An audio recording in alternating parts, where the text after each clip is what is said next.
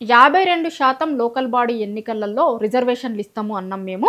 ఆ ఇష్యూ ఇంకెక్కడికి తేలలేదు కాబట్టి లోకల్ బాడీ ఎన్నికల్ని ఇప్పుడు జరపం మేము. ఇంకా కొంచెం టైం ఇయ్యిర్రి అని కోర్టుకు పోతారట ప్రభుత్వం.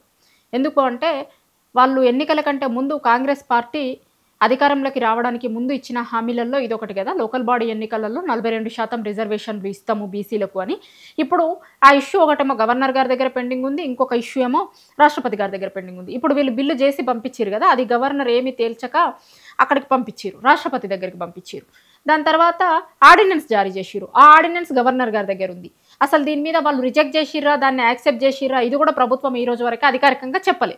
సో ఇది పెండింగ్‌లో ఉంది కాబట్టి మేము ఇప్పుడు ఎన్నికలకు పోలేము. కాబట్టి ఎన్నికల్ని పోస్ట్‌పోన్ చెయ్యిర్రి. ఇంకా కొన్ని రోజులు పోస్ట్‌పోన్ చెయ్యిర్రి. ఇంకో కొన్ని రోజుల తర్వాత పోతాం.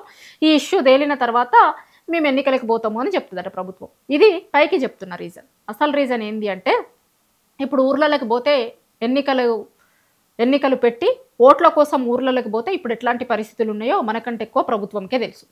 యూరియా కోసం ఒక్కొక్కరు ఎట్లా క్యూ లైన్‌లలో నిల్సొని ఉంటున్నారు. ప్రతి ఊర్లో ఎట్లాంటి పరిస్థితులు ఉన్నాయి. రైతులు ఎంత ఇబ్బంది పడుతున్నారు అనేది ఖచ్చితంగా ప్రభుత్వంకి రిపోర్ట్ ఉండుంటది. వాళ్ళు కూడా సర్వేలు చేయించుకుంటారు కదా! చాలా రకాల సర్వేలు చేయించుతారు. రకరకాల సర్వేలు వాళ్ళ ఎమ్మెల్యేలు చేయించుకుంటారు.